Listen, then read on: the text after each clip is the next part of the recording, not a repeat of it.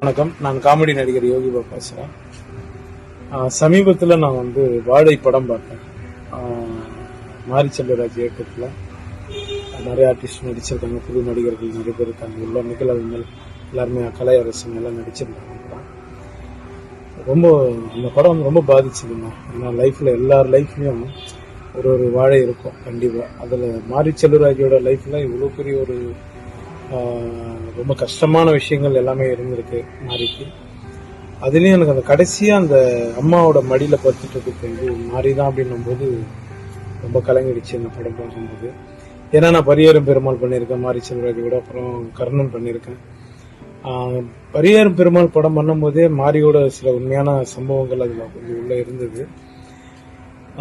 நாங்க அதை எடுக்கும்போது நாங்க ஜாலியா எடுத்தோம். பிளஸ் ஆனா அது முடிச்சு அது வெளியே எங்ககிட்ட என்ன நான் கதை கேட்காம தான் அதை பண்ண மாறிக்காக.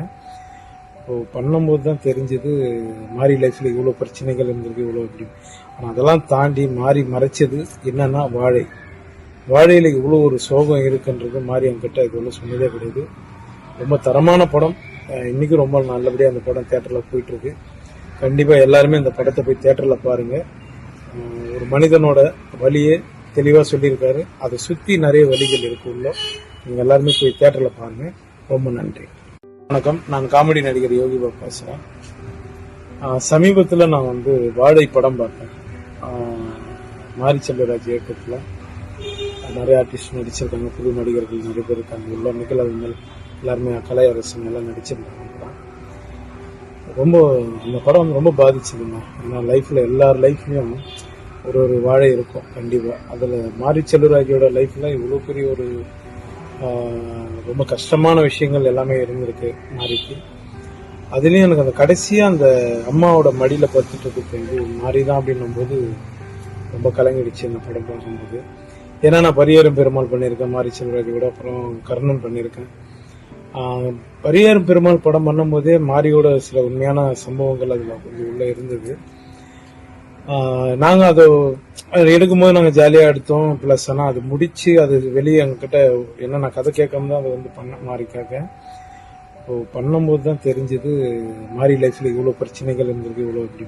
ஆனா அதெல்லாம் தாண்டி மாறி மறைச்சது என்னன்னா வாழையில இவ்வளவு ஒரு சோகம் இருக்குன்றது மாறி என்கிட்ட இது ஒன்றும் சொன்னதே கிடையாது. ரொம்ப தரமான படம். இன்னைக்கு ரொம்ப நல்லபடியா அந்த படம் தியேட்டர்ல போயிட்டு இருக்கு. கண்டிப்பா எல்லாருமே இந்த படத்தை போய் தியேட்டர்ல பாருங்க. ஒரு மனிதனோட வழியே தெளிவா சொல்லியிருக்காரு. அதை சுத்தி நிறைய வழிகள் இருக்கு உள்ள. நீங்க எல்லாருமே போய் தியேட்டர்ல பாருங்க. ரொம்ப நன்றி.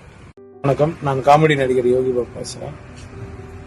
சமீபத்தில் நான் வாழை படம் பார்த்தேன். மாரி செல்வராஜ் இயக்கத்தில் நிறைய ஆர்டிஸ்ட் நடிச்சிருக்காங்க, புது நடிகர்கள் நிறைய பேர் இருக்காங்க. உள்ள நிகழ்வுகள் எல்லாருமே கலையரசன் எல்லாம் நடிச்சிருந்தாங்க. ரொம்ப இந்த படம் ரொம்ப பாதிச்சதுங்க. ஏன்னா லைஃப்ல எல்லார் லைஃப்லயும் ஒரு வாழை இருக்கும் கண்டிப்பா. அதுல மாரி செல்வராஜோட லைஃப்ல இவ்வளவு பெரிய ஒரு ரொம்ப கஷ்டமான விஷயங்கள் எல்லாமே இருந்திருக்கு மாரிக்கு. அதுலயும் எனக்கு அந்த கடைசியா அந்த அம்மாவோட மடியில படுத்துட்டு இருக்கு மாறிதான் அப்படின்னும் போது ரொம்ப கலங்கிடுச்சு இந்த படம் பார்க்கும்போது. ஏன்னா நான் பரியேறும் பெருமாள் பண்ணியிருக்கேன் மாரி செல்வராஜ் கூட, அப்புறம் கர்ணன் பண்ணியிருக்கேன். பரியேறும் பெருமாள் படம் பண்ணும் போதே மாரியோட சில உண்மையான சம்பவங்கள் அதுல கொஞ்சம் உள்ள இருந்தது.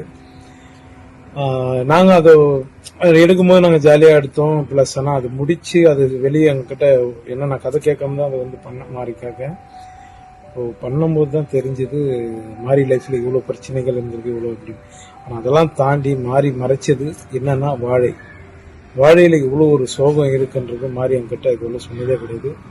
ரொம்ப தரமான படம். இன்னைக்கு ரொம்ப நல்லபடியா அந்த படம் தியேட்டர்ல போயிட்டு இருக்கு. கண்டிப்பா எல்லாருமே இந்த படத்தை போய் தியேட்டர்ல பாருங்க.